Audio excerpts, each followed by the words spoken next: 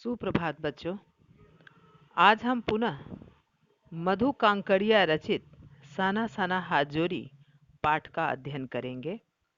बच्चों, अब तक हम लोगों ने जाना कि लेखिका ऊंचाइयों की ओर बढ़ रही थी। सूरज ढल रहा था। पहाड़ी औरतें गायें चढ़ाकर वापस लौट रही थी। कुछ लड़कियों के सिर पर लकड़ियों के भारी गट्ठर थे।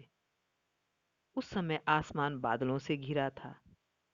जब लेखिका की जीप चाय बगानों से गुजरी तो उन्होंने देखा कि लाल सिक्किमी परिधान पहने युवतियां चाय के पत्ते तोड़ रही थी। युवतियों का ऐसा भव्य सौंदर्य लेखिका के लिए असह्य था। चलिए आगे पाठ का शेष भाग पढ़ें। उसी लायुंग में हम ठहरे थे, तीस्ता नदी के तीर पर बसे लकड़ी के एक छोटे से घर में। तो लेखिका युमथांग जाने के लिए पहले लायुंग में ठहरी और वो लायुंग तीस्ता नदी के किनारे बसा हुआ था और वहीं पर लकड़ी के एक छोटे से घर में लेखिका ने अपना डेरा जमाया। मुंह हाथ धोकर मैं तुरंत ही तीस्ता नदी के किनारे बिखरे पत्थरों पर बैठ गई थी।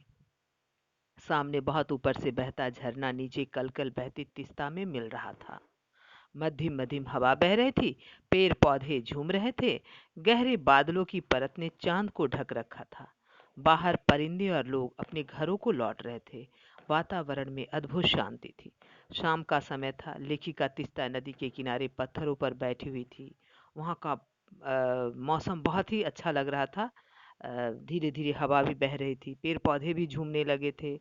बादल थोड़ा सा घिरे हुए थे और शाम होने के कारण लोग और पशु पक्षी सभी अपने अपने घरों को लौट रहे थे।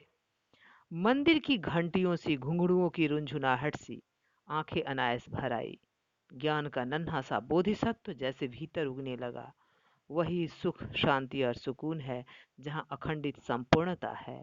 पेड़ पौधे पशु और आदमी सब अपनी अपनी लय ताल और गति में है। यहाँ के प्राकृतिक भव्य सौंदर्य को देखकर लेखिका बहुत ही अभिभूत हो चुकी हैं।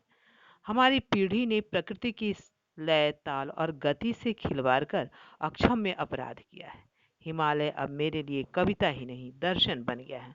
यहाँ लेखिका कह रही हैं कि आज की पीढ़ी यहाँ के प्राकृतिक सौंदर्य को नष्ट करके अपनी भौतिक आवश्यकताओं की पूर्ति के लिए प्राकृतिक सौंदर्य के साथ खिलवाड़ किया है।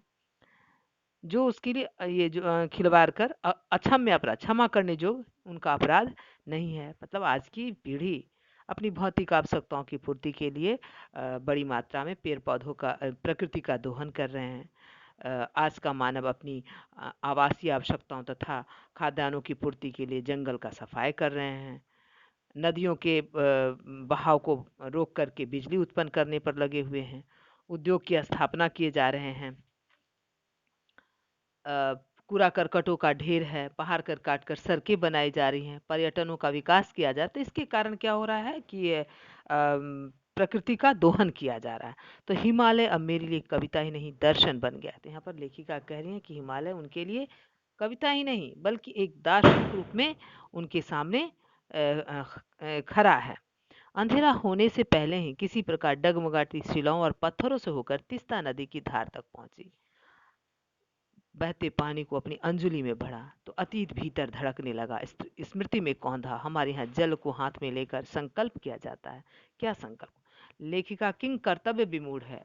सोच नहीं पा रही क्या करूं ना करूं, क्योंकि हम लोगों के यहाँ जल को हाथ में लेकर संकल्प किया जाए। कोई भी धार्मिक अनुष्ठान करते हैं तो जल को हाथ में लेकर अनुष्ठान करते हैं, संकल्प लेते हैं। तो लेखिका उस समय उस स्थिति में नहीं थी। भीतर थी एक प्रार्थना, एक कमजोर व्यक्ति की प्रार्थना। भीतर से वो क्या थी, एकदम कमजोर थी, क्योंकि वो भीतर का सारा हलाहल सारी तामसिकताएं बह जाए इसी बहते वो चाह रहे थे कि जो भी उनके अंदर का विष है, जो भी बुरी भावनाएं हैं, वह सब इस तीस्ता नदी की धारा में बह जाए और मन उनका पवित्र और निर्मल हो जाए। रात धीरे धीरे गहराने लगी। हिमालय ने काला कंबल ओढ़ लिया था। जितेन ने लकड़ी के बने खिलौने से उस छोटे से गेस्ट हाउस में गाने की तेज धुन पर अपने संगी साथियों के साथ नाचना शुरू किया। तो देखते देखते एक आदिम रात्रि की महक से परियों की कहानी सी मोहक वह रात महक उठी। मैंने जितेन ने उस रात को बहुत ही मोहक बना दिया। गाने की धुन पर सभी लोग नाचने लगे, सभी सैलानी। मस्ती और मादकता का ऐसा संक्रमण हुआ कि एक-एक कर हम सभी सैलानी गोल-गोल घेरा बनाकर नाचने लगे। मेरी 50 वर्षीय सहेली मणि ने कुमारियों को भी मात करते हुए वो जानदार नृत्य प्रस्तुत किया कि हम सब अवाक होकर देखते रहे। मतलब उस धुन पर 50 वर्षीय उनकी सहेली मणि भी बहुत जोरदार नृत्य किया। कितना आनंद भरा था उसके भीतर, कहाँ से आता था इतना आनंद। चलिए बच्चों, गृह कार्य नोट करेंगी।